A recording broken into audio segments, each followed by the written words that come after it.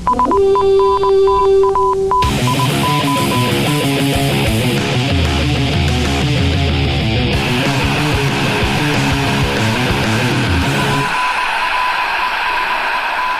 is Norse Code, the #1 podcast for your Minnesota Vikings. My name is James Pogatshnik. I am your host this week, and I am joined by the man of a million credits. Please welcome Arif Hasan. Hey, James, how's it going? Not too bad. Arif is the editor-in-chief of Vikings Territory, along with a contributor to a dozen other blogs here on the interwebs. And we are here to discuss the drug-fueled mega orgy Ebola towel-flavored Teddy Bridgewater-powered podcast. Oh, that sounds sexy and scandalous. This is fantastic. Sexy and scandalous. We're trying to get listeners. We're trying to get clicks. And if the Star Tribune has taught us anything, is that people will click and listen if the word orgy is in the title. Yep. We will definitely be talking about orgies and not using this as a way to keep you listening throughout the rest of the show at a random point near the end of the show. So obviously, stay tuned and listen. I am not lying because I never lie. I might be lying. We are not lying about the discussion of orgies. We are not lying about the discussion of Ebola-flavored towels. Actually, I might be. I think we can leave that one out. Yeah, well, I mean, didn't that Jacksonville mascot have to apologize for that? Oh, and how? he definitely learned his lesson that you can make fun of a lot of things in this world, but you cannot make fun of a terrible towel. That was so funny. Oh my God. You cannot make fun of a terrible towel, especially when you're in a Jaguar outfit. That is not cool. He is the best mascot in professional football. And mind you, he doesn't have a lot of competition. Most of the mascots are just like not interesting or suck. He is fantastic. We were at the game for at the Falcons game. Our section was literally right in front of where Ragnar just spends his time, and it was fun watching him just rag on the just walk over and rag on the Falcons fans, like the guy who was in the Falcons helmet who was sitting next to me. That was a little creepy.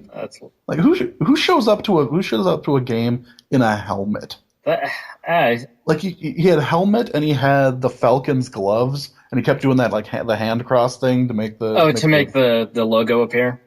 Yeah, I've got those gloves and I like being able to do. I don't know if I would do that in public though, right? Yeah, that's totally a you maybe you're wearing it because you're cold.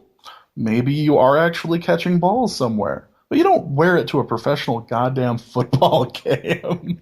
Well, so I'm mostly interested in the fact that this guy was wearing like a helmet. Like I would not wear anything to a game that could possibly restrict my view of anything that's happening, and not just of the game, although obviously that's the most important thing, but of all the horseshit fans around me. I don't want to not see what they're about to do to me.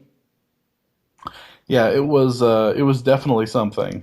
And I wish I still had the picture of him because it was the most. It was just absurd. It was just so bad. And our section, of course, was having quite a bit of fun with him, especially near the end of the game. But yeah, what a fun little fellow. Speaking of fun little fellows, so. What's been going on with our star running back who is currently not playing? Well, I feel like something happened with him this week. Yeah, so or rather, things happened with him a long time ago, and the Star Tribune decided to report on it now. Yeah, well, okay, so the Star Tribune is making the case that Adrian Peterson's charity, while they don't use the word fraudulent, they definitely imply that there's like some intentional, problems going on. They basically said, there's these $70,000 missing dollars here. There's $10,000 missing dollars here. Where's the money gone? We contacted this charity, that we thought it was, and they've never received the money. Which, would be interesting, except, 3 weeks before that, ESPN had already published a piece about all of these problems about the Adrian Peterson charity with a statement from the guy who runs the charity saying, hey, this charity was really poorly run. And he puts all of those issues out there. He already says, yeah, so, we've got All of these forms were filed poorly. We've got like the wrong, things on different charities and stuff like that. And we're cleaning it up. So all of these things are big problems. But the thing is, 50% of the money that charity raised between 2008 and 2011 and gone to an organization called Straight from the Faith Ministries, right? And in that piece, it talks about who they are. They're run by William Horn, who also happens to be the treasurer of the Adrian Peterson All Day Foundation, and he was the president of the Straight from the Faith Ministries. So it is unlikely that Adrian Peterson's foundation did not give money to the organization that the treasurer of the foundation is also the president of, right? Like it is unlikely, and functionally it was confirmed by William Horn, who made a point in the piece to say that the ministry, what it was earlier, which was made famous by Reggie White for preaching against homosexuality, is now transitioned to working with inner city youth. And so that's a thing. That's like a settled fact. And so the problem that the Star Tribune had is that the P.O. Box for Straight from the Faith Ministries pointed to a place in Maryland. There is a Straight from the Faith Ministry in Maryland which didn't receive money. I understand why the Star Tribune had this issue when they tried to contact, this charity. And then also the EIN, the Employment Identification Number, points to a third place. That is neither the Straight from the Faith Ministry they actually donated to nor the charity in Maryland. The EIN points to like a church in California. And for a while, it seems like Straight from the Faith Ministries was run out of California, although their office is now officially in North Carolina. So I understand like why the Star Tribune got confused. But the issue, of course, is that all of this is resolved by a Google search. And so if they had like literally just Googled the terms of their story, they would have found all of this out. Much like a lot of problems in the tech world or journalism, you can solve it by Googling. Yeah, no, it's not that difficult. They said they didn't know who the head of the foundation was either. And that seems unusual to me because the website's shut down, but all of the assets on the website are still hosted there. So if you find any PDF hosted on the website, you'll find Bruce Richmond's name.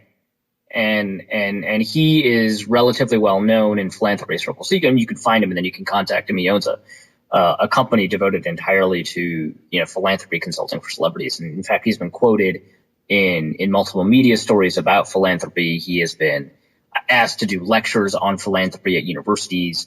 How do I not have that job? I want to help celebrities spend their money into charities. Yeah, no, it seems like that would be a nice job to have. He seems to take it pretty seriously, although, I sympathize with the Star Tribune, especially because I actually ran into a fairly similar problem on this story when I confused two different organizations named Straight from the Faith Foundation, both of them run by different people named William Horn. Like there's two William Horns, both of them. That doesn't even seem fair. Right, yeah. So like I ran into this problem. That charity has had their website shut down for 2 years. And so I tried contacting them and I couldn't. But then I got a call from William Horn, the guy that I connected to the foster care Straight from the Heart. And they're like, it's a different William Horn. And I was like, okay, fine. And then I contacted that Straight from the Heart charity and they're like, yeah, that's not us. And I was like, okay, weird.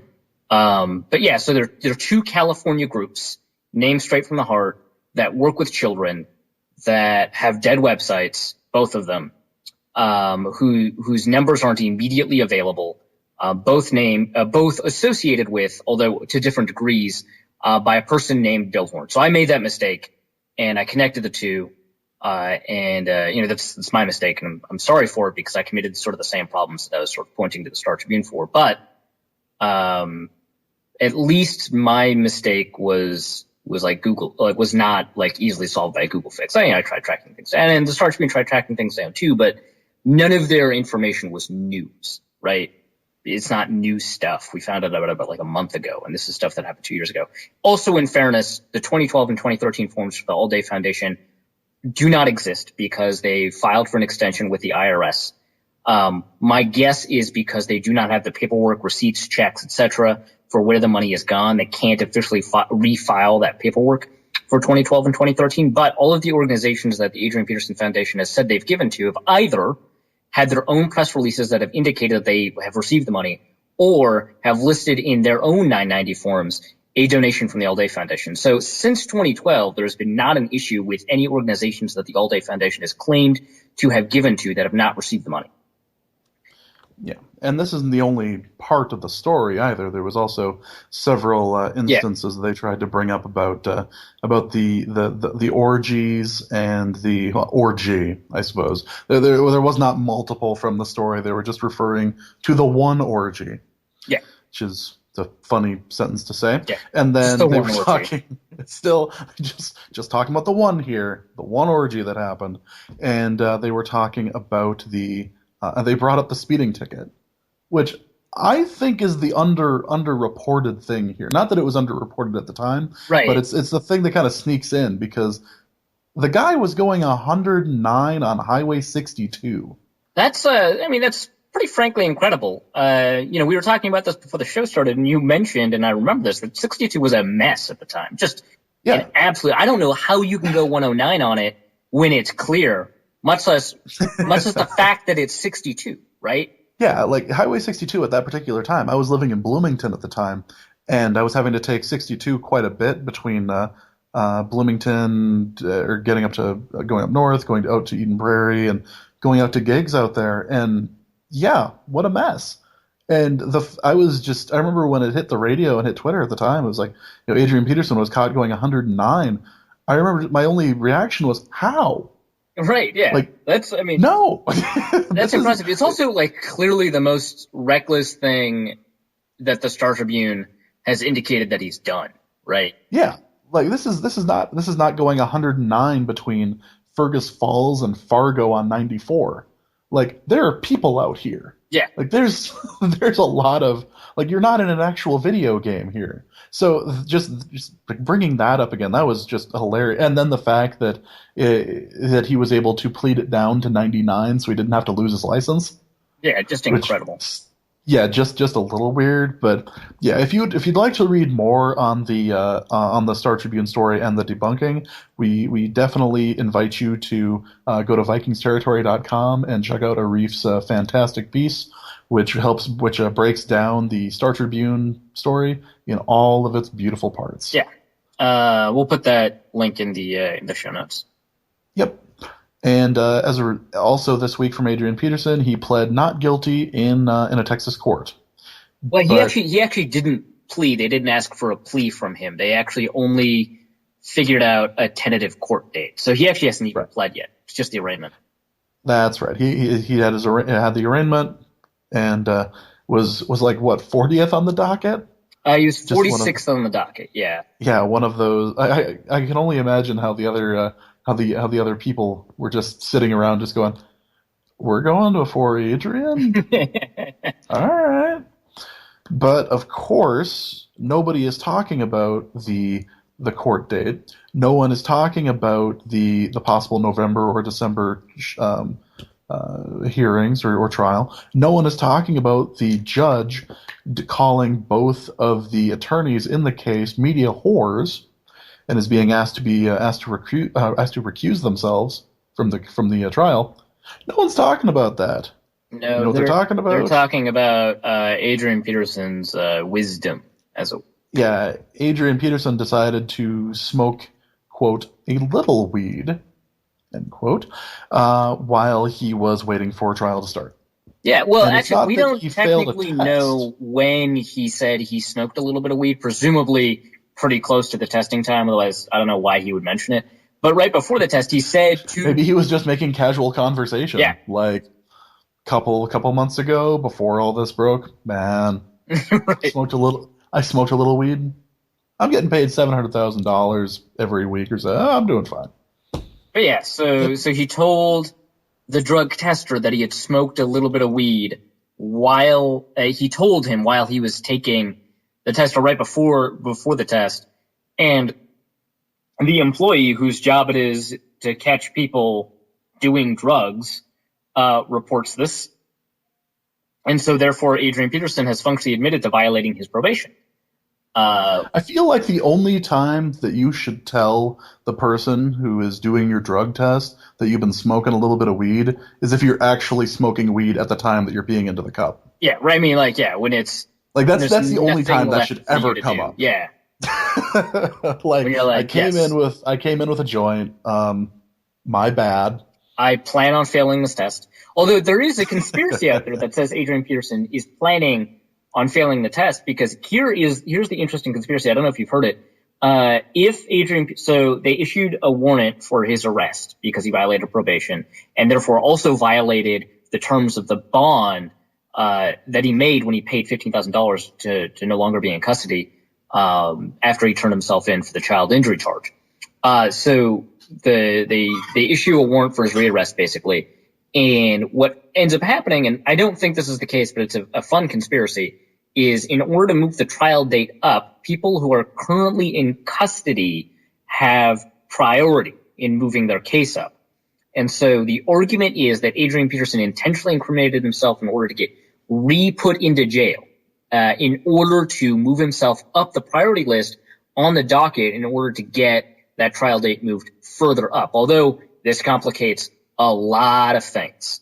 So I'm not sure that's the case. That's the craziest. That's not the craziest thing ever. That's certainly up there as far as the story Yeah, goes. it's Like, absurd. But I mean, there's a yes, couple of other things that affect the court date more. The first, of course, is the recusal request from the DA. So there's a couple of reasons for the recusal. I could only see two of them. One of them, of course, was for calling both lawyers media whores. But which let's be fair, I mean, well, I mean, accurate or not, maybe accurate. I don't know if the district attorney is really a media whore. Rusty Hardin, of course he is, but that's his job, so whatever. I don't know how much the district attorney is. I hadn't heard of his name until now.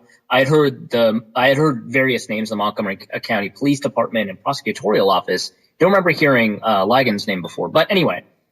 Even if it's true, it's not like appropriate behavior for a judge. So, and there are a couple of other problems too. The judge and the district attorney have a contentious history. Evidently a piece back in March detailed this contentious history. But more than that, there's a second argument that the prosecutorial staff is making, which is that there's collusion between the judge and Rusty Hardin in order to move up the date. And he's pointing to like a couple of things like media reports before it was decided that it was going to be on December 1st and stuff like that. And so if there is any, shred of evidence, the chief judge in this case, Orrin Underwood, is being asked to consider recusing Judge Kelly Case on in this, and that would move back the date. Further, violating your probation is going to cause a lot of problems because first, now you have to resolve this thing before you can have a hearing about whether or not a hearing, a decision on whether or not that judge should be recused. That's being pushed back until next Tuesday because of this issue, which I'm sure is going to delay everything as a result. But second, judges have the ability to just make decisions, right? And if you basically disrespect the court, they're just simply less likely to acknowledge requests like this. Because, I mean, the request is basically asking for a favor, right? And so, I don't know that this would help you move. Even if you move up the priority list because of like a weird technicality about whether or not you're in custody, I am not confident this will help. I imagine if a new judge is put into place, not only is that by itself going to delay things, it's also going to decrease the likelihood that he's going to be viewed favorably by the court in making a decision about moving the date up. So I think it's probably more likely the date could even be pushed back. Certainly, I don't think it'll be moved up. But everything is interesting. So there's that. I like that there's some sort of a problem between the DA and the judge. I'm just thinking of the Simpsons episode where Lionel Hutz was saying about the judge. It's like, oh, we pulled that judge. We haven't seen eye to eye since I ran over his dog. And by a dog, I mean son. And by run over, I mean I packed up and I hit him again. Like The best part is that these like local politics are affecting a multi-million-dollar football league, multi-million-dollar contracts, and I bet hundreds of thousands, if not millions of dollars in fantasy money. This is fantastic. Local politics, everyone. Yep. screw you to everybody who got the first pick in the draft, apparently. Or the third. Some people picked LaShawn McCoy first, so that worked out well for them. Or Jamal Charles, which is better than LaShawn McCoy or Adrian Peterson. That's true, but I'm not so sure this first. Obviously, you should have picked J.J. Watt. Yeah, I mean, if you would have picked up J.J. Watt and put him in you your wouldn't tight be end in position, this. Yeah, you wouldn't be in this spot.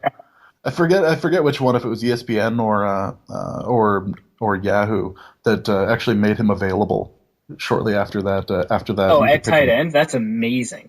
Yeah, I forget it. I don't know if it's still there now, but if right after it happened, they made some like big thing, and you could add him for a week or something. It was great. I remember when Joe Webb you became the QB for the Tuesday night game, and at the time they had listed him as a QB slash wide receiver, and so you'd put your second quarterback in a receiver spot. I did this, and then he played in Yep. that Philadelphia game, and it was fantastic. And also, I got him in the wide receiver spot for the Detroit game. My quarterback at the time, I think, was like Matt Stafford or something. So I made because I think that was also the year Matt Stafford had 41 touchdowns. So Yeah. I made so much hay with the fact that ESPN decided to list Joe Webb as both a wide receiver and a quarterback because he had played both positions that year. Fantastic. Jeez.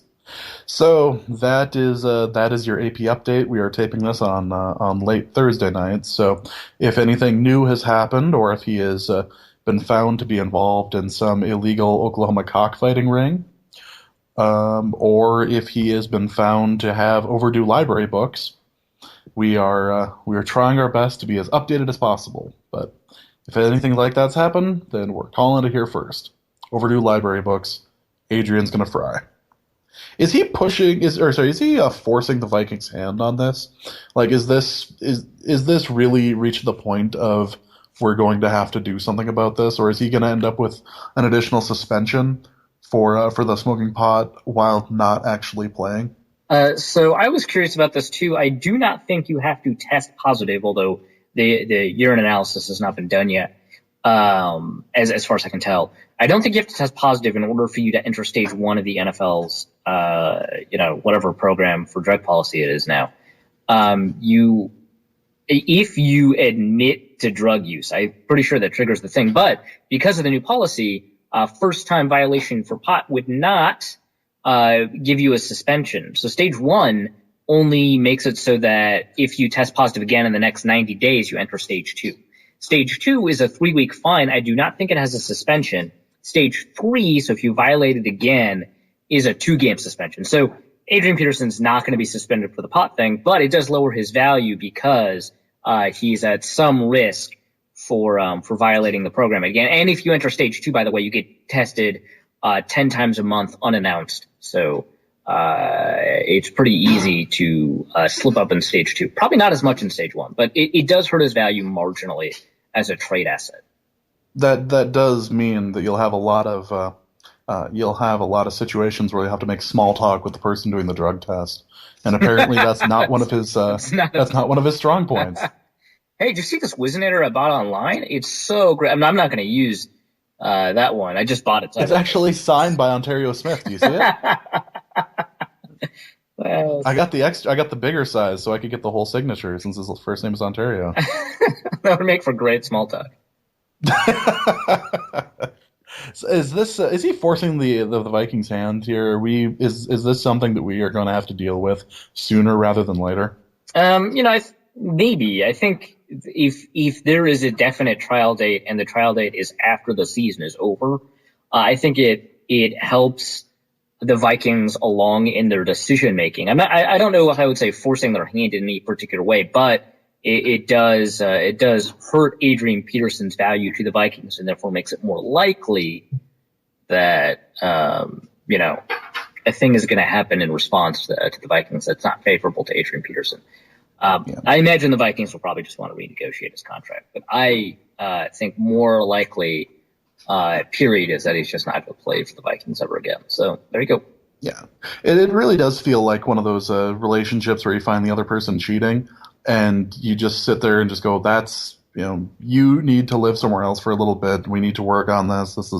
You clearly have something bad going on. We need to talk." And then you just watch them do something incredibly stupid again on the outside, and you're just going, Oh my God, we were together for so long. Things were so good. I cannot believe this is what's happening to you. And just sort of coming to terms with the fact that this is probably it, and this is probably the end. Because personally, I want to see Adrian score another Vikings touchdown. He's a fantastic player, but this is getting to be a little too much. And Uh, like all shitty relationships, it might have to end. do you uh, do you think you A, induct Adrian Peterson in the Vikings Ring of Honor, and then B, more Oh, importantly, retire his jersey? That one's a higher bar, obviously. oh man. Because like, I mean, so and there's a difference, of course, between like retiring a jersey and just being like, maybe no one wears the number 28 for a long time. Because I think that's going to happen regardless, right? I don't think anyone's going to wear 28 for a long time. But say the Vikings, move Adrian Peterson somehow, either by trading him, which is more likely, or by cutting him. Do you maybe 7, 10, 15 years from now induct him into the Ring of Honor, and then higher bar? Do you ever retire his jersey? I mean, he's clearly going to the Hall of Fame. I don't care what these allegations do to his reputation. He's going to the Hall of Fame. You know, this has to be one of those like 7 to 10 years thing that he much long after this, if he does end up leaving town like a diseased animal, like a diseased herd, it's gonna be a situation where he gets inducted like 7 to 10 years after. Like he has to. Right. Like Carl Eller is like certifiably insane, and he's in the Ring of Honor. Like, Yeah, but no one like knows about Carl Eller like the way that they will about Adrian Peterson, right? Like Carl Eller has a right. ton of problems, right? Like it's Carl Eller hitting police officers while being like what 66. yeah, That's yeah. yeah, I maybe it just turns into a situation where they don't end up like using his number for a long time, and it's just no one reclaims it like CP is doing for Randy Moss's and number. how incidentally. Yeah, but no, I can't see that happening for at least 7 to 10 years. I would get him in the Ring of Honor. Maybe after his Hall of Fame induction, you talk about doing the number, but Right. man, Yeah, I think it'll be a while before he gets in the Ring of Honor. I mean, obviously after he retires, which that's what 2, 3, 4 years from now, who knows? And then also you also do the a couple of years after that, so probably before he gets into the Hall of Fame. But like maybe by a year or two. I don't know. He's probably not first ballot because of this, but he'll get in, right? oh, he has to. Yeah. Like this is he might not be first ballot, but he'll definitely be second ballot. Right. So yeah. So sometime before he enters the Hall of Fame, he enters the Ring of Honor. I think that's likely. I don't see a jersey retirement, I guess. And besides, I mean, I don't think anyone really is questioning. I shouldn't say anyone. A lot of people are, but I think the majority of people are not questioning sort of his moral character so much as sort of his general awareness of things, whether it has to do with you know discipline or context like drug testing or his tweets. And he just doesn't have any awareness of things. Um, We used to there used to be a long running joke that what coaches needed on the sidelines for NFL games is just some 13 or 14 year old who's played a million games of Madden and just knows clock management and just sits there and goes, okay, so this is what you do in this situation. Just yeah. just make sure. It's entirely possible that Adrian Peterson just needs a guy around him that like knows common sense. Yeah, like a life manager. Yeah, like just has somebody there and It's be just like, like, no, no, no, no. Adrian, because they do that with certain people when it comes to like tweeting when they have it go through their PR firm like before this is posted, you have to run it by this person. Yeah. They will make sure that you're not doing something incredibly stupid. Maybe he just needs a buddy. Would you like to volunteer to be Adrian's buddy? No, because I I'm bet. small and I could be easily mistaken for a child. Moving on. So Green Bay happened. The Green Bay game happened, Yeah. and it feels so long. It feels so long ago, and I feel like we should treat it as such. I don't think anything actually happened because I don't remember any of it. I think I remember Christian Ponder coming out, Yeah. Well, I mean, And we can yeah, briefly recap the game because it is not that significant. We can kind of throw out the result a little bit because it's a Thursday night game. We've seen the past couple of Thursday night games not reflect the true quality of the teams involved. This one may not be the case. I think maybe this Colts Texans game probably reflects a lot of the actual talent of both teams. But for most of these Thursday night games, it looks like the rest of their season is not replicating in terms of those results. So you can safely say that maybe these Thursday night games are not a very good indicator of quality.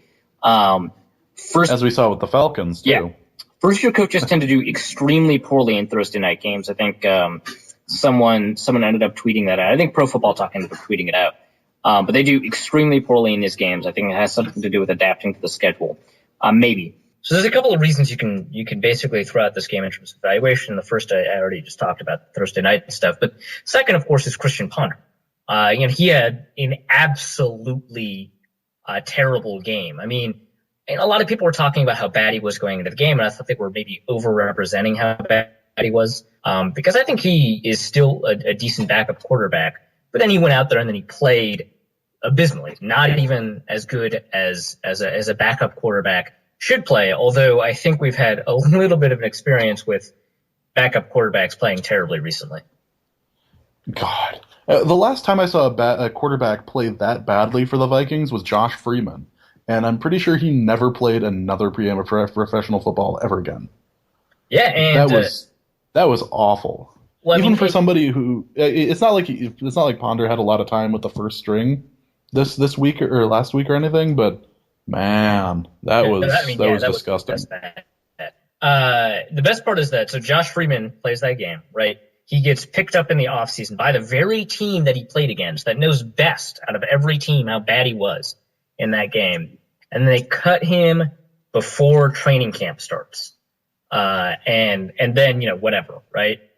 Also, the next worst backup performance I think we saw was Joe Webb in the playoffs. So we've got a pretty good, rich, decent history of Vikings backups doing poorly, going all the way back actually to Christian Ponder himself when he replaced Donovan McNabb. He was probably the best backup that the Vikings have had in a while, because before then you had Tavares Jackson and again Joe Webb with Brett Favre era. And so really the best backup performance we ever had was 2011 Christian Ponder. And then the 2 years surrounding that have just been absolutely abysmal. And then Christian Ponder comes back in and explains to you why backup quarterbacks are backups. Yeah, no one was mistaking him for Matt Castle or for Teddy Bridgewater. Right. That was not something that no. He looked like a poor man's Donovan McNabb. Yeah, a poor man's Minnesota. It was a poor man's Donovan McNabb playing for the Vikings. It was maybe he picked up too many things from having a veteran presence his rookie year. We probably won't ever know the answer to that, but I would not be surprised if Christian Ponder took some bad advice from Donovan McNabb. But I mean, beyond that, there's a couple of other takeaways from the game real quick that I wanted to hit on. The first, of course, is that when the Vikings started playing well-ish, obviously not good, but relative to how they were playing earlier, the Green Bay Packers backups were in. So it's not a particularly great way of evaluating. And that's when Christian Ponder, strung a lot of passes together, did pretty well, especially that throw to Charles Johnson and whatever. That's when Adam Thielen got his first, NFL reception. Marquise Gray got his first NFL reception, I think.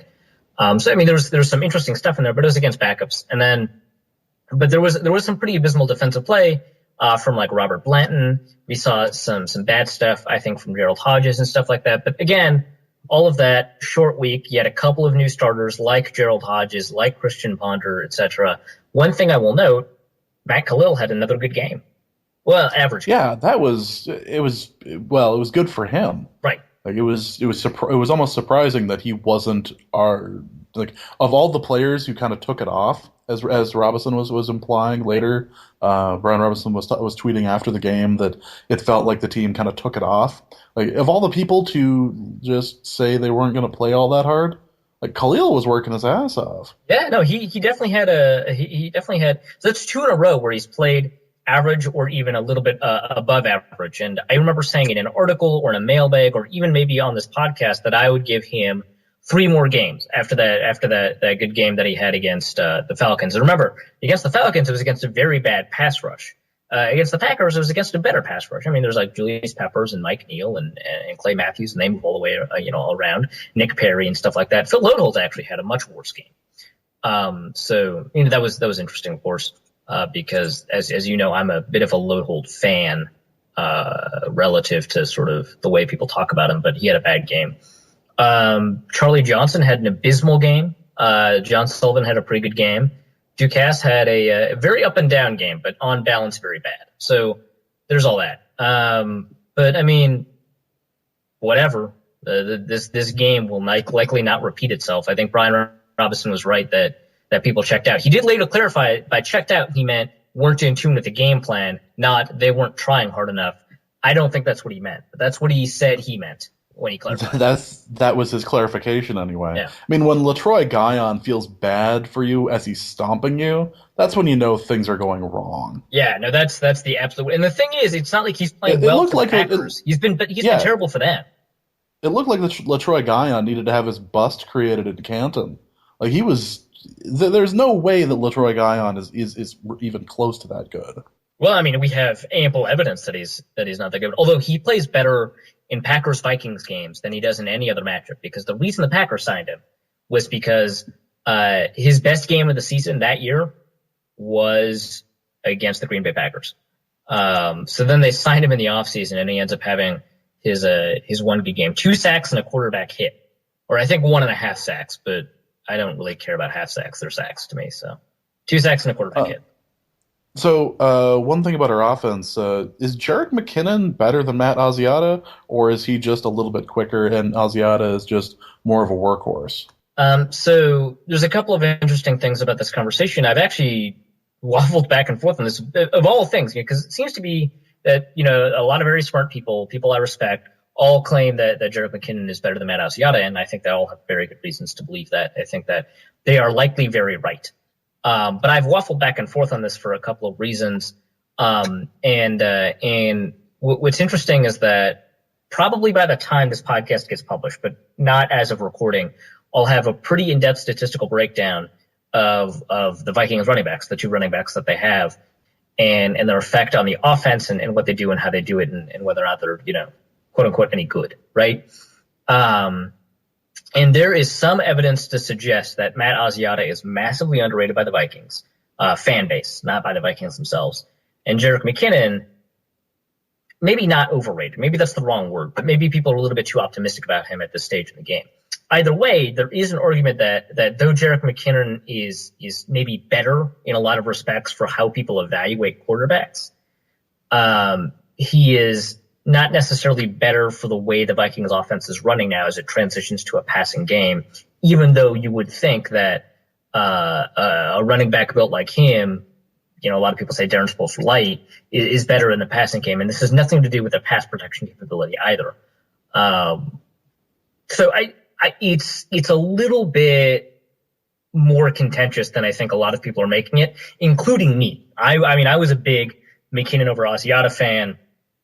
But just every couple of games, or not every couple of games, every game he has a couple of runs that Jerick McKinnon at this stage in his career, and again, there are not many people you could call raw running backs, but he is one of them. He's raw as a running back, probably don't make. And Jerick McKinnon made some mistakes in this Green Bay game, for example, that really limited what his upside is. I mean, he didn't explode when he found, open space on 2 or 3 runs, and he really needs to sort of accelerate, because that's what his asset is. And I love that he's patient, but sometimes he's too patient.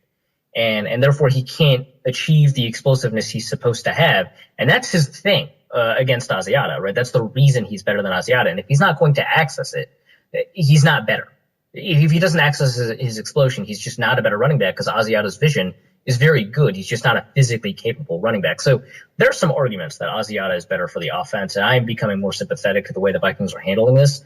I still think Jerick McKinnon needs more carries, but I think that the debate is not as clear cut as a lot of us bloggers and Twitterers have been making it, and that includes me. I think I may be a little bit off in my assessment based on some of the things I've been looking at over the past 2 days. Is there anything else we can take away from the Green Bay game? Like what's going on with our offensive play calling or anything like that? I mean, no. A lot of people talk about getting Cordero Patterson the ball. I mentioned this in the mailbag. I think that the issue is overstated. Patterson gets targeted on like 10% of his routes, which is really low. It's probably, I think it's the worst out of any starting receiver in the NFL. I think it's the worst. He gets targeted the least out of all the starting receivers, if I remember correctly. And part of it's his route running. It's just bad. And there's only so many plays where you force him the ball. That was the argument about whether or not Percy Harvin was good or whether or not his touches were quote unquote manufactured. I think that debate is not a particularly good debate, but it does speak to what kind of things a player like Patterson or Harvin can provide, which is that you can only really count on a couple of plays for them in a game because you can't build your offense around constraint plays, because the point of constraint plays is to punish defenses for cheating in one way or the other. If you keep on running constraint plays, the defense can cheat against those constraint plays and do a very good job creating tackles for loss and stuff like that. Another thing is that there are some plays called for Patterson, but Teddy has checked out of them. Ponder has checked out of them. And when Ponder checked out of them, if I remember correctly, again, the Green Bay game like a week ago, the one time I think I remember Ponder doing that, it was actually the right decision.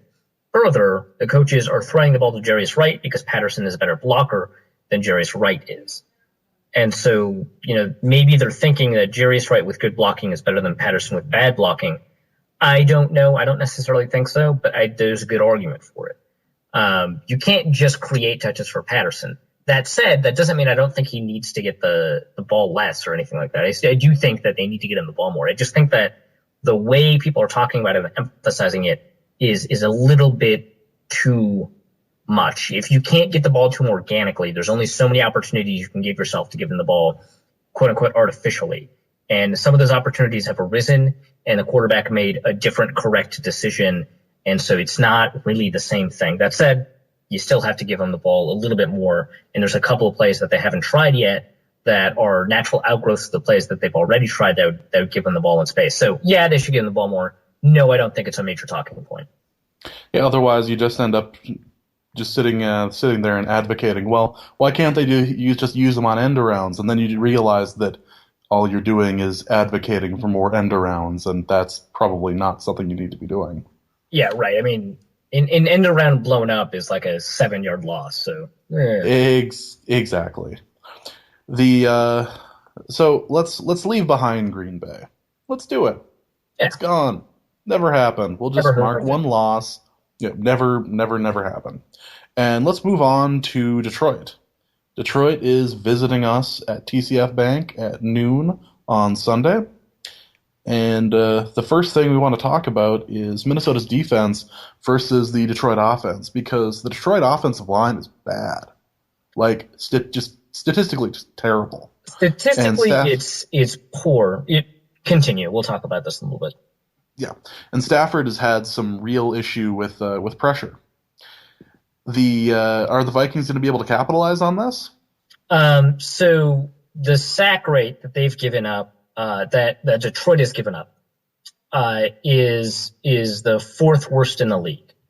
When you adjust it for opponent, the three worst offenses are, of course, Jacksonville, Pittsburgh, and the Vikings. So you can't really brag too much about it, but that is a thing to worry about. But the offensive line themselves are often not the problem. If you take a look at who is credited with giving up a sack, I think maybe 3 of them were just unblocked, and Stafford calls the protections on that offense. So a lot of that's a little bit on him, and some of them, he just stayed in the pocket too long.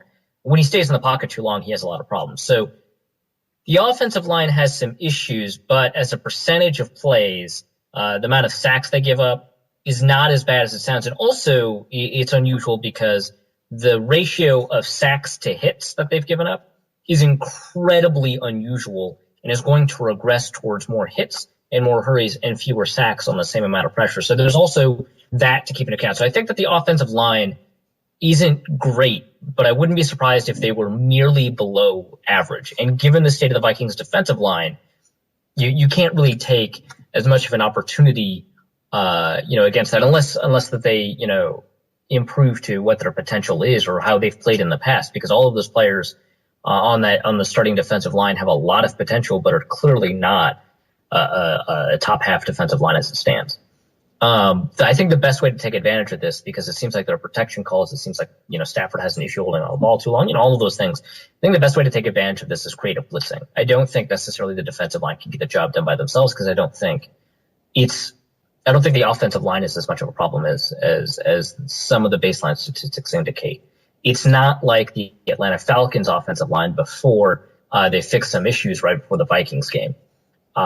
In that game, you sort of expected the defensive line to be able to take care of things themselves, and they couldn't, because there were talent issues, and also because, the Atlanta offensive line happened to turn a couple of things around. They put, a new offensive lineman in, things like that. I think that this Detroit offensive line is better than advertised. We have a Twitter question that I feel we could talk about now, and this is from Eric Thompson. Obviously, we know Eric. He says, is Matt Stafford the modern-day Dante Culpepper? As in, his superstar wide receiver makes him look way better than he actually is. I think that's a pretty good question. A lot of people have talked about that in the past. And it's difficult statistically to separate the effect of a superstar receiver from a quarterback, especially if they've been paired together for almost their entire career. I think Johnson's had a couple of years without Stafford because, Stafford's been injured. And also I think Johnson's the league a year before Stafford.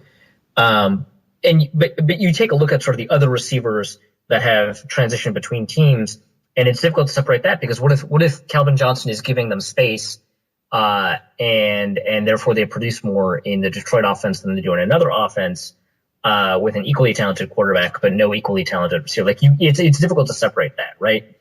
But I think, and again, this is not a statistical argument, I think that Stafford is again a better quarterback than people are giving him credit for, although he has these protection issues. He holds onto the ball too long issues.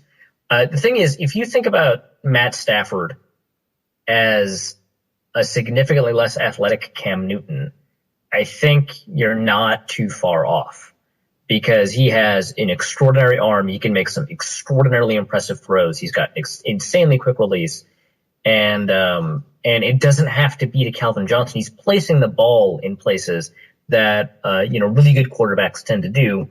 And then, of course, he has these decisions that baffle you sometimes, in the same way that actually another quarterback in the division will do, like Jay Cutler, or sometimes even Cam Newton, right? And I think that Matt Stafford is better than sort of the arguments that people make about Calvin Johnson and him. But I'm not saying he's like a top 10 quarterback or anything like that. But I think he's a pretty good quarterback, and in a league where it's very difficult to find the most important player at your position, I think that Matt Stafford is for better or for worse, not only the Detroit Lions quarterback for a couple years to come, but not necessarily a bad choice at quarterback either. I think he's better than his detractors say, and sometimes he makes these beautiful throws, and that sidearm motion thing, that's a problem. But he's been doing it less this year, first, and second, sometimes it's a good thing. I mean, people like to see it a lot, and it only sort of developed in the last couple of years as a big problem for him. But I mean, he does it less often right now, and sometimes it's a good thing when people call it a bad thing, because he's adjusting the angle of his throw. But it's not like he's a good quarterback. He just has these moments of brilliance, which are sometimes because of him and not because of his receiver. Some people have token friends of a different gender or a different race. I have a token Lions fan friend. We all did. And I posed this question to him, and he said that it was maybe slightly more talented, but it's a decent comparison. But when we think of Dante Culpepper, or when I think of Dante Culpepper, I can't really think of the nearly undefeated season. I can't really think of some of the long bombs. All I think of when I think of Dante Culpepper as a Viking is that feeling you got during the fourth quarter when you, late in the fourth, we're down, and you just know an interception's coming. Like that look up that he would do for a long bomb, and he'd reach back, he'd look up, he'd throw, and you just knew that was coming down in somebody else's hands that didn't have a Vikings jersey on them. Yeah. Like it was coming, and that's more of a John Kitna thing, according to him, or a Joey Harrington, than a Matt Stafford. Like Stafford isn't going to throw that kind of pick, but yeah, that's the Culpepper that I know is reaching back and the oh God, why again, frickin' Culpepper. So that interested me enough to look at how many fourth quarter interceptions we've had since 1998. Did you know Dante Culpepper's thrown exactly as many as Christian Ponder? I'm that this is the sound of me speechless. Wow. Yeah. I, in the words of Alberto Gonzalez, I have no thoughts. That's impressive. I don't know where to go with that. All right, well, let's move on. So Harrison Smith is also is expected to play according to the Vikings. Yeah, absolutely. He did not practice on Wednesday. He just did conditioning. Thursday, I think he did, or so as of recording, so today, it did limited participation. I expect he'll be in limited participation for Friday when most people are listening to this podcast, and should be good to go for full participation in the game on Sunday. So yeah, and that's exciting. He's a very good player. He's the top-rated player by Pro Football Focus at the safety position. He's having a hell of a year. Let's move on to the Minnesota offense versus the Detroit defense. So the offensive line is going to have to hold off Ndamukong Suh and Nick Fairley. Do you think that's going to be the case, or are they going to be able to bust through a couple of times on Teddy? No, I think they're going to bust through a couple of times. In fact, I bet Teddy's going to get sacked at least 2 times as a result of just those defensive tackles. The Detroit defense, first of all, it's massively underrated because we remember Detroit, right? We remember Detroit as having a really high-powered offense and a really bad defense, but that's not really the case this year. Football Outsiders has Detroit ranked as the top defense in the NFL, and remember that is a defense-adjusted rank. Or not defense, opponent-adjusted rank. So they've already adjusted for the strength of the Detroit opponents, and they have them as the top offense. In efficiency rating that I'm still working on, has them ranked as the 6th best offense. Another efficiency rating has them ranked as the 2nd best offense versus the pass. And another website, Advanced Football Analytics, finds the Detroit defense ranked 3rd overall in their efficiency rankings. So it's an extremely good defense, and of course it's led by their defensive line, Ndamukong Suh, Nick Fairley. They have Willie Young, or they don't have Willie Young anymore, but they've got a really good interior. And part of it is that they do a very good job against the run. They do a very good job stuffing runs. Sort of at the line of scrimmage. They do a pretty good job making sure that running backs don't get into the second level very often. They, in terms of total sacks, don't rank very high, especially when you adjust for opponent offenses, but still put enough pressure on quarterbacks where, against the pass anyway, they don't do a very good job. They do a very good job, and opposing quarterbacks don't do a very good job. Both the run defense and pass defense are operating at a really high level now. Darius Slay is playing, I think, better than people ever expected him to. It's a good defense, and it's led by the defensive line, but it's not only because of that. I mean, DeAndre Levy's having a really good year, as good a year as any 4-3 linebacker is having in the NFL this year. The Lions haven't really lost a lot of ground when it comes to linebackers, and Tahir Whitehead, who I believe is an undrafted free agent that's been in camp for 3 or 4 years, is playing pretty well. Stephen Tulloch is playing pretty well. So those linebackers are doing a pretty good job, and even people that we may not have even expected to be very good, like Rashawn Mathis, are doing a great job. They brought in a defensive coordinator, I believe, from the Ravens organization.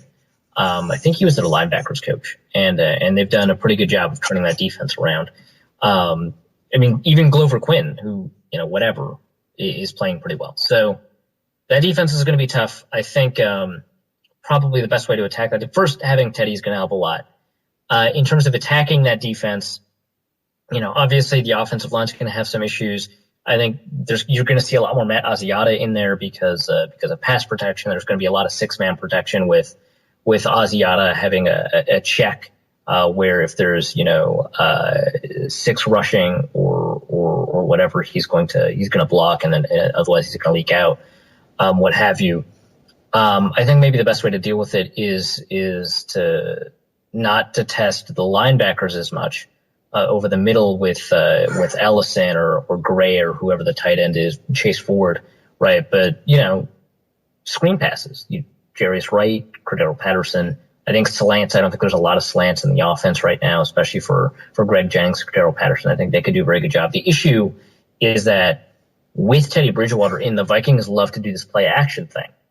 He's like a third of his snaps have been play action, and those are long developing reps. And I don't think Cordero Patterson can get open on those long developing reps. And Greg Jennings can, which is great. I would like Teddy Bridgewater to connect to him, but the protection issue is a big problem on those like deep drops. There's a lot of deep drops in the offense. So I think they should have shorter drops in order to prevent the issue of the defensive line becoming a problem and having quicker passes.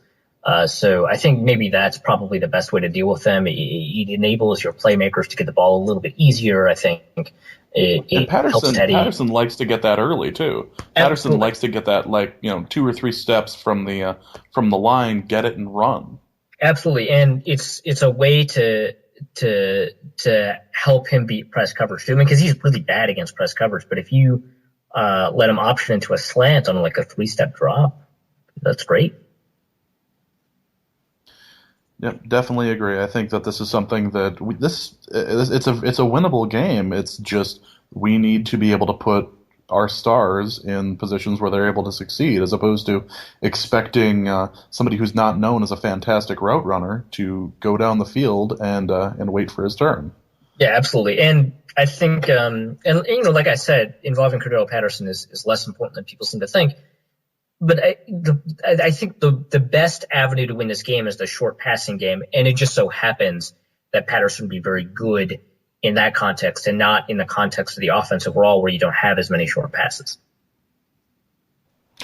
Yep, totally agree. And this is the Vikings will be hosting the Lions, and it's important to note that the Vikings have won every game since 1997 except for 2. That have been hosted in Minnesota against the Lions. One of those was pretty recently, though, wasn't it? Yeah, that was the horrific, god awful game in 2011. No, that was the horrific game in 2013. Yeah, that was I remember because when that game happened, the stat came out. It was like the first time the Vikings have lost at home against Lions, and whoever knows how many years since like 1965 when the Lions were really good. The correction is 2011. The 2011 season, it was lost in overtime. So there was a 26-point comeback, wasn't it?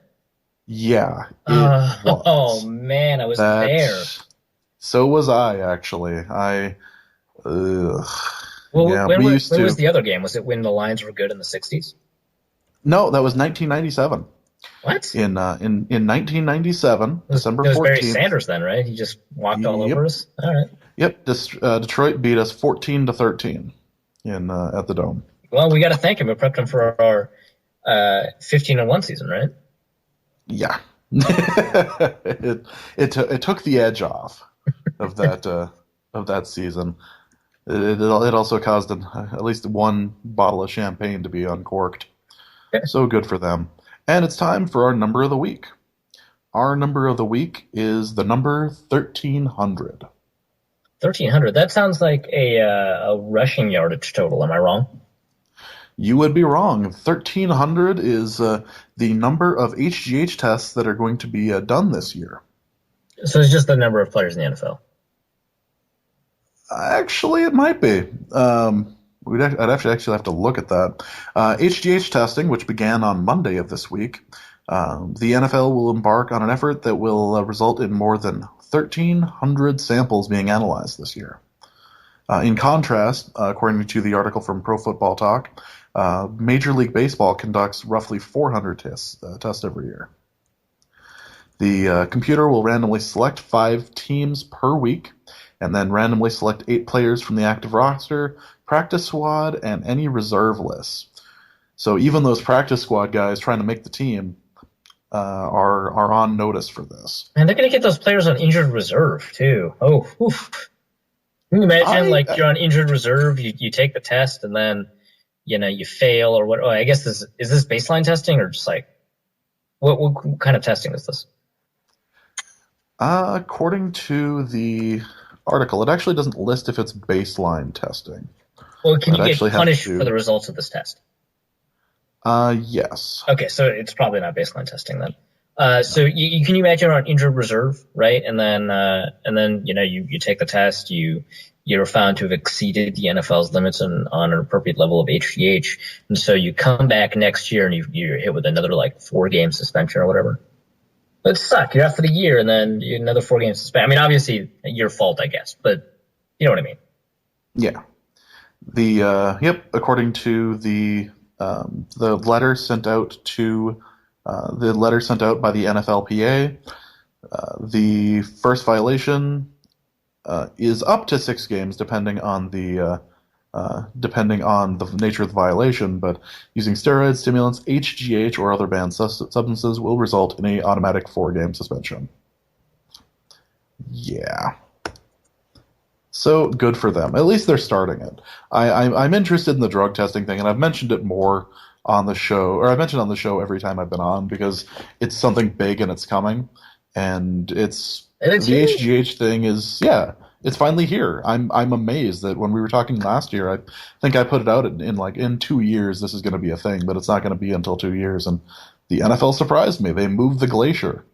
They had to do something to take the attention off of the Ray Rice and the Adrian Petersons of the world. Fantastic. Yeah.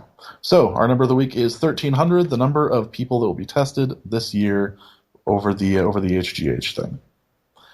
And we can go into our wildly inaccurate prognostications now. Dusty, who is on assignment in Denver. Can we say on assignment if he's not actually? I mean, the movie Fargo starts with based on a true story, and it's not actually based on a true story. Can we just say that Dusty's on assignment? Sure, Dusty's on assignment. Dusty, who's on assignment this week, says that Adrian Peterson starts in the FXFL in the next 2 years. So the thing I like about this prediction is that it contains 2 wildly irresponsible prognostications in it. First, that Adrian Peterson will not be in the NFL 2 years from now. But second, and more unlikely, the FXFL will exist 2 years from now. So I like that prognostication because it is interesting in that it requires 2 things that are unlikely to happen. No, that's pretty great. If I was gonna be if I was looking at that, I'd say plays for the Raiders in 2 years or something, right. Not the FXFL, or maybe he goes and plays for the FXFL and then gets picked up by the Raiders. Oh, that would be perfect, wouldn't it? Yep, or the LA Rams. One of the 2. Did you hear the Rams chief of operations was asked a question about a move to LA and he wouldn't answer it?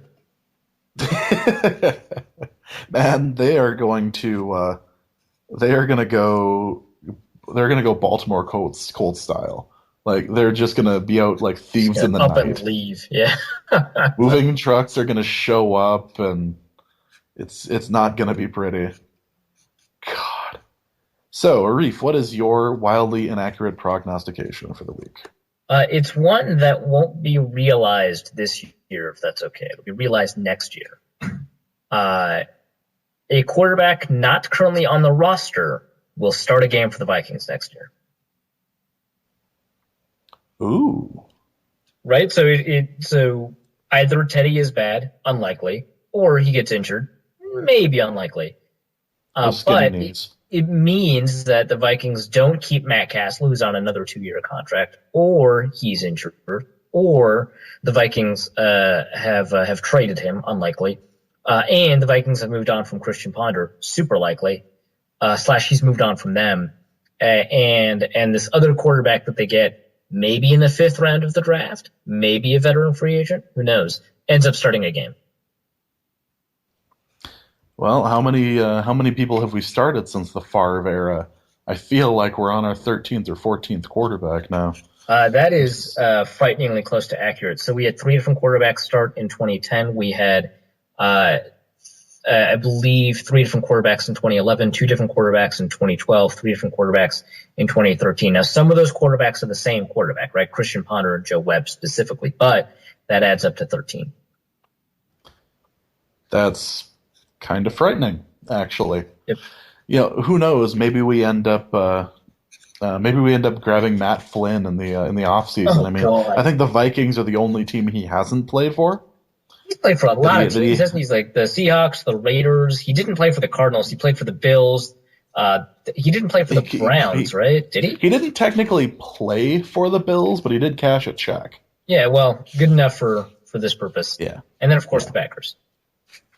So yeah, the man has been a lot of places. Actually, I would like it for him not to play for the Vikings, not for the obvious reason of he sucks, but I would like him to make the rounds and play in every division in the country. Can we just? There's 17 weeks in the season, right? Like, just cycle him around. Can we just make it a thing where Matt Flynn just play? We'll do it like Dirty Jobs. Like we'll turn it into a TV show series. Texans.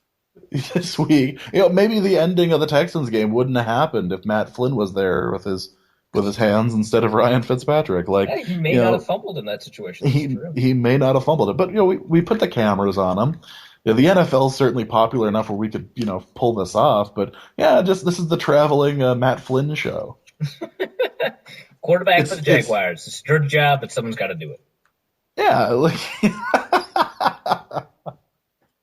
we just put it together, and it's sort of like the Hard Knocks thing where the league can force teams to do it if they meet the certain requirements. Forced to roster Matt Flynn. Yeah, it's like, well, Brady, you look like you could use a little bit of rest. We're gonna bring Matt Flynn in, and he's gonna take some reps from you. Well, okay, so let's just quickly, the divisions. He's played in both the West divisions, NFC and AFC West. He's played in the AFC East and the NFC North. So he's already played in 4 of the 16, not 16, in 4 of the 8 divisions. That's fantastic. I really like this idea of him taking a tour. I think that I think we could totally pull this off. Maybe there's 4 weeks of preseason. 5 if you count the terrible Hall of Fame game. So 4. Yeah. Something to think about. We should pitch this to a network somewhere. My wildly inaccurate prognostication is along the same lines as my number of the week. I think every NFL team loses at least 1 player to an HGH suspension by the end of 2015. By the end of 2015? Yes. Maybe. Does it count? What if it's a Spencer Neely situation where they get hit with a suspension in the preseason for 2 games, but then they just get cut from the team? That will still count. Okay. Well, then maybe I could see it. Yep, practice squad or guys on injured reserve who are taking it. It's gonna be popped. Let's move on to our massive mailbag. Jesse Silva asks, how does Teddy's pocket awareness and movement affect the dynamics of the offensive line play? That's actually pretty tough because it's sort of like a multivariable thing. So a quarterback who is a statue in the pocket is obviously a problem because when the offensive line gives up pressure or the shape of the pocket changes, they don't adjust to it and they're more likely to get hurried, hit, or even sacked. But knowing where your quarterback is going to be is massively helpful for the offensive line because they have that advantage over the defensive line who can see where the quarterback is. And so angling the defensive linemen, pushing them out of the play or whatever, making them over pursue, pushing them inside across the pocket instead of up to the quarterback, etc. That can happen only if the offensive line is going to know where the quarterback is. And so there's a tension, of course, between a quarterback who's mobile enough to avoid pressure and a quarterback who is predictable enough for the offensive line to figure out where he's going to be. Teddy, so far, it looks like he could straddle sort of that line, whereas Christian Ponder couldn't. He was one could argue too mobile in the pocket. A lot of people say that's happy feet. And that's fair. I mean, he'd often run into, offensive linemen, not necessarily fall down but he'd run into offensive linemen who didn't expect him to be where he was. Statues in the pocket, which actually the Vikings haven't had for a while. I mean, I wouldn't argue that Matt Castle, for example, is a statue in the pocket. Obviously, Joe Webb and Brett Favre were not. Donovan McNabb, though mobile earlier in his career, may have been more of a statue, but still moved around a little bit. Vikings haven't had a statue in a while. But, that causes problems because then they can't adjust to the situation around them and make the job easier for the offensive line. In this case, Teddy has the ability to react to pressure, but not overreact to perceived pressure. Obviously, that can change over the course of his career, but it looks like at Louisville and it looks like in that game against Atlanta and also the game in New Orleans, he had the ability to move in a way that would avoid pressure without putting himself in a situation where the offensive lineman would accidentally block into or be blocked into the quarterback. So there's a tension there. Teddy seems to navigate that tension pretty well. Joel Van Y asks, is Khalil going to turn the corner and get back to his former self? And why is Jerick McKinnon not being used more? Where's CP84 been? All right, so those last two questions have already been answered earlier in the podcast, so that makes this easy. For the Khalil question, I don't know, but these last two games, it looks like he is at least an average offensive tackle, and given what the Vikings have had for the last year and a half with Matt Khalil, having an average performance from him on a consistent basis would be pretty good. I would take that, and I would say that's not getting back to his former self. I would say that's turning the corner. I would say that he is worth, the minimal rookie contract he is. I don't know if he's worth the pick. I'd say given who the Vikings probably would have picked instead of him, he would be, because otherwise it's like Richardson or Blackman or Claiborne, right? They all suck. I still laugh that it was well known that we were going Khalil and we had Adrian Peterson. There's no reason why we would have picked up Richardson, and the Browns still paid for still traded with us to get the pick ahead of us. It's fantastic. And then, the Vikings were able to trade down one more spot with the Browns in this last draft too. So it's an exciting tradition that I hope to continue. Yeah, exactly. But yeah, I think, I think he's going to turn. It's difficult. I said that I would wait until his fourth game of at least consecutive average play or so before I would say, hey, this Khalil problem might be solved. But I think, maybe it is going to turn the corner. He hasn't played against a good defensive line more than once. And even then, I don't know if the Packers defensive line is good so much as it is capable. But, maybe. I don't know if he's ever going to get back to his former self. But, I mean, if he's average, I think, that's definitely within his capabilities. And it certainly looks like he has the ability to play to that this season. So we'll see. Brian Orcutt asks, what's the plan at QB for the Vikes behind Teddy? Disaster. It's Christian Ponder, but yeah. It's disaster, especially since we cut MBT. Oh no. We have Shenandler Hamish. I thought we cut Hamish too. Nope. No, I mean Chandler Harnish is on the practice squad again, so he can get promoted back up. I like pronouncing his name differently every time, though. Is that just going to be your thing? At some point, he's just going to have like silent letters somewhere in the middle of it too. I mean, there's enough there that you don't have to just add consonants. You could call him Schindler's Hish. Moving on to Richard Kruger. If you could choose a different color scheme for the Vikings uniform, what would it be? That one's tough because I really like the purple and gold that they have going on. I would choose another local team, but obviously they can't be the Wild colors because, right? It's like we'll just be pink all year long. We'll just be the group that says that we love women the most. We care the most about women, and therefore we'll wear the most stereotypical color that we can associate with women. I mean, actually, that seems pretty appropriate for the NFL. Who on earth is buying the pink? Because the NFL auctions off all those items. You saw the Thursday night game, though, right? There was tons of people wearing pink. Well, no, I get that. but who on earth is buying the pink string that holds the official's whistle? Like, That's not for who's marketing. That's only for awareness, James. that's it's aesthetically pleasing is what it is. I feel like somebody needs to buy one of those for me so I can just frame it and put it up in my living room and be like, look, I somebody supported this awareness. I'm still trying to answer this color question, but I don't want any divisional colors. So that rules out dark blue and light blue. It rules out orange. It rules out green. And obviously, gold is still a color that the Vikings use, and that's probably okay. So maybe as an accent color, green is fine if red is the primary color for the Wild. I don't know. I don't like the blue Timberwolf stuff for the Vikings. I think the Raiders are the only team that should be black. I don't like it when the Ravens do it. I guess I'm okay when the Falcons do it, but I don't like black just because I think that that'll be nah. I don't know. What other? I mean, I don't like primary yellow, right? I can't think of another color that I'd appreciate on the Vikings. Yeah, it's really hard to do. I mean, the Vikings did.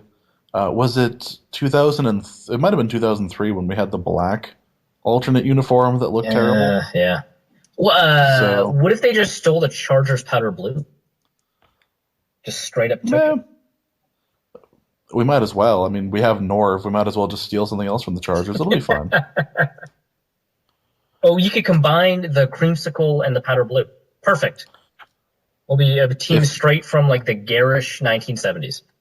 if we're doing that, can we also import the large amounts of paper bags for the people in the audience too? Because if we're going powder blue, we might as well go like full Aints wear too. Yeah, powder And just a, blue, creamsicle orange from the throwback Bucks uniforms, and brown paper bags. It's perfect. yes, that is precisely what we should be doing. Joakim Ortman asks, will Turner go back to the game plan we saw in the Atlanta game? And do you think he can disguise our bad/injured offensive line? I think the game plan against Atlanta would be very bad against the Lions for the reasons I outlined above, because that game plan against Atlanta relied on a lot of really deep drops, a lot of play action passes, and we already talked about why that might be an issue. As for whether or not he can disguise the bad/injured O-line, to an extent, I think Teddy's going to help disguise it. I think the way to disguise it is to punish people for over pursuing, which includes things like quarterback draws, running back draws, screen passes, jet sweeps, actions, short passes, stuff like that. So you can, to an extent, you can't make your entire game plan these sorts of short passes slash screen plays slash jet actions and stuff like that. But you can, to an extent, do it. Just at some point you just can't. Like, I mean, on third and long, there's only so many screens you can take. I mean, we learned that last year. Jamaica Me Crazy at Jamaica Me Crazy _ says, how long will the Vikings have offensive coordinator Norv Turner, assuming he doesn't get hired elsewhere? I don't know, probably like 5 years or something. Probably a while. I don't know. Is anyone really clamoring for Norv Turner to return to the world of being a head coach? Yeah, I don't think anyone is really excited about Norv Turner as the head coach, because he had 3 stints, right? As the Raiders, the Redskins, and the Chargers, and he did not do. I mean, I guess he did pretty well with the Chargers as a head coach, but people got sick of his head coaching. So no, I think he's going to be around as an offensive coordinator for a while. Man, I had almost forgotten that Norv Turner was a Redskins coach. Did he have like a cup of coffee there? It was like 3 or 4 years. I mean, they drafted Heath Schuler, I think, is the quarterback. That did not turn out too well. But people talked about Brian Mitchell as the Darren Sproles type running back before there was Darren Sproles. That's Norv Turner. Jeez. No, he didn't have a cup of coffee in Washington. He was the head coach from '94 to 2000. My bad. It was a while, yeah. He's only the head coach of the Raiders for like 2 years, though. Yeah, for 2004 and 2005. Yeah, that's crazy. I had totally forgotten that he was the head coach of the Redskins for 6 seasons. Jeez. Nate Schatzel asks via email, how do we set up a run game against Detroit with our middling rushing talent? That that's tough. especially with that interior line. I think you're just going to see a lot more edge runs and draws. I don't know if you can run like classic up the gut things like HP ISO or fullback dives or whatever. I think that's going to be tough against this front with really good linebackers, especially on the interior, really good defensive tackles. I think they're going to want to try and beat teams to the edge, whether that's Patterson or McKinnon or even Asiata, which the Vikings are insistent upon, even though he's not an outside runner. Right. Other than that, I would not choose as many man blocking plays. I would choose zone blocking plays because it de-emphasizes the nature of the mismatch that the interior is going to have against that defensive line. And the one good thing about that sort of running scheme against a team like the Lions is that they're a team whose defensive tackles are prone to over pursuit, something that zone blocking can take advantage of. So when you do run inside, probably zone inside stuff. So that's how you set it up. It's going to be tough. It's they're a top 3 team against the run. So that's tough. The next one is actually one of my favorite questions. It's probably my favorite question of the whole mailbag. Also from Nate Schatzel. Besides the most obvious metric of wins, what can we point to at the end of the year that says Mike Zimmer has improved this team? I mean, if we want to use objective, measurable metrics that are not wins, you could of course take a look at weighted DVOA, right, which weights most recent games. You could take a look at point differential.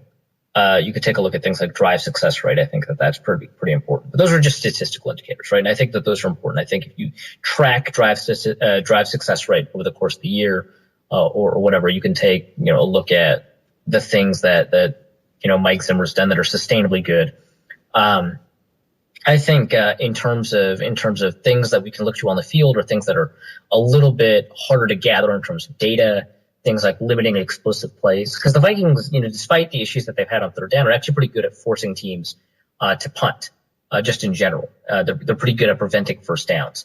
And the issues that they have, their success rate is high, but the magnitude of their failures is huge. So the things you want to point to are fewer explosive plays. Obviously, you can count it up and add it, so that is data you can look at, but that's difficult data to look at. It's something that you might just remember better. If you remember fewer explosive plays near the end of the season, I think that's a good thing. So that's something you can take a look at. That's on defense. And offense, a rhythm, basically. I don't like to point to things like, they played harder or, stuff like, they want to run through a wall for him or they love him or they'll play some narrative as opposed to some statistical thing. Right. Well, something you can measure, right? And something you can point to, something that is not difficult to say is definitively true, right? I mean, because remember, that was the thing Leslie Frazier was complimented for at the end of his interim season as a head coach, that the players, played their hearts out for him despite the fact that it was a lost season. And then the next year, of course, he makes the playoffs, and then he's a terrible coach the year after that. So, I don't like that. I like measurable, improved success. I think those 3 things that are easy to gather: drive success rate, weighted DVOA, point differential, as well as a thing that's harder to measure, but still something you can point to, things like explosive plays and a more efficient offense. I think those are better measures. If people are playing comfortably, and by that I mean disciplined in a way that prevents those big gains and leads to, first downs on offense, I think that's what you can say is a more improved team, because it's a young team that is undisciplined, and we see that lack of discipline on defense and offense when it comes to things like mistakes in the run game or Jordy Nelson deep against Harrison Smith. Absolutely. It's funny. We made it through the entire Detroit segment without mentioning the word discipline. I think that's the only time that anyone has ever talked about the Detroit Lions on some form of a blog, radio, or anything like that, where the word discipline was never said. Yep, and we've ruined that. So. Yeah, we mentioned it now. What an undisciplined group we are. Judd Zuglin's hoodie has a special question for us. Says, you're stranded on an island with Kyle Siegel, Eric Thompson, or Ted Glover, also known as Purple Buckeye. Which one would be used as food to survive? So this question is actually pretty easy. Despite my concern about the toxins in his body, I would choose Kyle. There's a couple of reasons for this. The first is that he would stop asking annoying questions. So that's reason number one. The second is that immeasurably Ted and Eric are more useful on an island because Eric is the most likely out of the four of us to have his shit together. And Ted was in the military, which I assume counts for something in a survival situation. So, Kyle, we're eating you. I feel like that's a very good breakdown of the situation. Regardless of the contents of his liver and his stomach, I feel like that would be the best way of handling it. And actually, I was thinking that what we should do is in reference to the mountains of terrible questions we get is on his birthday or for Christmas we should get our listeners to tweet at a specific time and just go to Twitter jail, all of us, just, and just flood and someone's just mentions. and just bury his account with links that we find from like Yahoo questions, like why does phosphorus burn so bright, like that type of stuff. Like just fill up his mentions and watch his phone explode. So he knows the what I deal with every time the Norse Code question bat signal goes out, and all of a sudden I have 70 messages from Kyle. I feel like we could organize this and it would be amazing. We just need time. Drake the Doctor asks, should Josh Robinson should Josh Robinson rather be made a starter over Capitan or Rhodes? So Josh Robinson is clearly the best performing quarterback on the Vikings right now. And one of the best in the league at the moment. Like, he's doing some serious work. He's doing some really good stuff without making a ton of mistakes. It's kind of shocking. I think that you're right that he's playing as one of the best in the league. I am just so hesitant to say that because it's Josh Robinson, right? We can say that through the first few weeks of this year, Josh Robinson is doing a hell of a job and is one of the best in the league. Now, if this is going to continue, that's totally different, but this is for right now. He is surprising, I think, everyone except for Josh Robinson. Right, I'm sure Josh Robinson and his parents. Yeah, only his parents are sitting there just going, "No, we knew he had it. This is our boy." So here's the thing about starting. I assume by that you mean Josh Robinson is CB1 or CB2 in two cornerback sets, not in nickel situations, because obviously he's on the field in nickel situations as the outside corner. And the issue with this is that despite how bad Captain Munnerlyn has been, and he has been absolutely awful, he's been terrible, right? On the outside, when you only look at outside plays, when there's only two cornerbacks on the field, he is actually playing better than Robinson. So, you can't start Robinson ahead of Rhodes in two cornerback sets. Rhodes, that's another pretty good question. But I think that if you eliminate Rhodes' preseason and the second game of the year against the Patriots, he actually has had a pretty good year too. And so you can't say he doesn't deserve to be on the field. I think if we get rid of some of the penalty problems, right, he's probably a better corner than Josh Robinson. But I wouldn't be as concerned about replacing him with Robinson. I just don't think it's necessarily, super productive anyway. So maybe, but I think when you take a look at the two cornerback set, that's not a bad set as it stands right now. And so there's not necessarily a reason to play Josh Robinson ahead of them. The issue is that we still don't have a slot cornerback, despite the fact that Captain Munnerlyn was a very good and at times stellar slot cornerback for the Panthers. And he pulled double duty with them too. It's not like the Josh Robinson thing. We're giving him too many, duties, makes him worse at both.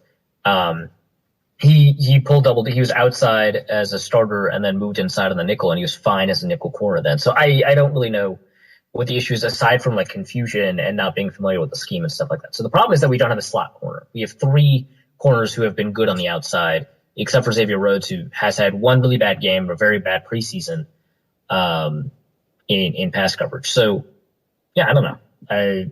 Maybe, but I wouldn't stress out too much about it. I feel it's like one of those things where like it's such a fragile situation. Be like, Robinson's actually doing well. right here. We should probably just it's what's we're looking for. It's sort of like when a pitcher is throwing a no hitter and no one's allowed to talk to him about it. Right. Like, no one say anything to Josh about this. Just we don't want to jinx it. We don't want to do anything. Just let him do his thing. Let him get another pick. We'll be fine. I don't know if I don't know who was more surprised when he got the pick at the end of the Falcons game. Like, that was he came over to our section with the ball. Like, I was literally standing next to the guy who got the ball when he came over to section 133 on as he was like running out. Like, if you watch I was like right next to it when he got it. And I was assuming it was I have to get to the front since I was in like the second row. I was like, I have to get to the front, and he gave it to the guy next to me, and I'm just sitting there just going, I'm not even mad. Gave it to the Like, guy that was next to amazing. you? He gave it to the guy standing next to me. Like, I How have a come this picture is of the the guy first time with I the heard that? You football. didn't tell me about this at all. I told you about it like right after it happened. When I was on the light rail going home. I don't remember The this. Yeah, it was he gave it to the guy next to me at the game, and I wasn't even mad because first I didn't even recognize it was Robinson, and so I thought it was Harrison Smith, and then Robinson as he was walking away, I saw it was Robinson. Like, holy shit! Robinson not only got the game winning interception, but I nearly got a game ball from them. Yeah. Like, that's crazy. But yeah, like, I don't know who was more surprised than that, but yeah, when I found it was Robinson, like, I don't. This is different. We should probably just not talk to him about this and just let him do his Let him thing. happen. Yeah, it's Yeah, prideful. Also, one final note: Xavier Rhodes is the only cornerback of the three who's tall and has length, so maybe that's a matchup issue if you replace Xavier Rhodes with Robinson. That's just an additional thing I just thought of, but I think that's overrated. But it's something people think about. yeah.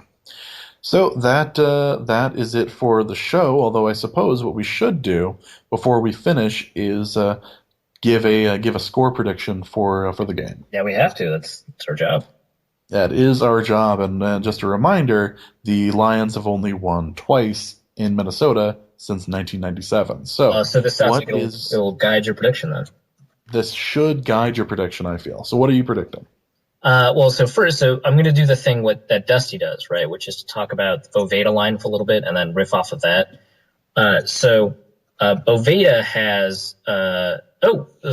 has taken down their odds for the game. So let me take a look at the ESPN odds that has. Clearly, they know that Harrison Smith is going to be playing. That's what the thing is. I don't know why. Well, I think actually the bigger issue is whether or not Calvin Johnson or Reggie Bush are playing, right? Because they're both not expected to play, but who knows? No, Right? they should not be playing, and Joique Bell will be playing, but Reggie Bush will not be. Yeah, so the Lions are 1.5-point favorites. The over under is 45. And so that implies something like a 23-21 game or something like that, which is 44 or 23-22 game. That's sort of the Boveda-ish prediction. I'm going to go with it's tough without the running back. I'm going to go 24-21 Vikings. 24-21 Vikings. You're expecting a little bit of Golden Tate action in there. Yeah, absolutely.